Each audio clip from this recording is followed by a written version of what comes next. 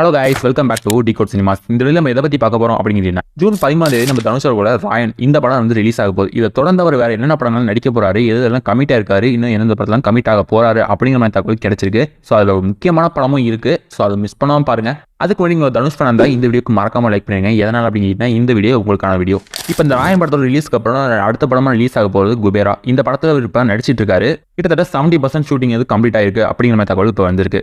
So இந்த படத்தை முடிச்சதுக்கப்புறம் இவரோட டேரக்ஷனில் வரப்போகிற நிலவுக்கு என்மேல் என்னடி கோவம் அப்படிங்கிற படத்தை இவர் டேரக்ட் பண்ண போகிறாரு. ஆனால் இந்த படத்தில் ஒரு நடிக்க போகிறாரா இல்லையாங்கிற கிளியர் கட்டான இன்ஃபர்மேஷன் இன்னும் கிடைக்கல. ஸோ கிடைச்சதுக்கப்புறம் நம்ம சேனலில் அப்டேட் பண்ணுவோம். ஸோ இந்த படத்தை முடிச்சதுக்கப்புறம் தான் இளையராஜாவோட பயோபிக் மூவியை நடிக்க போகிறாரு.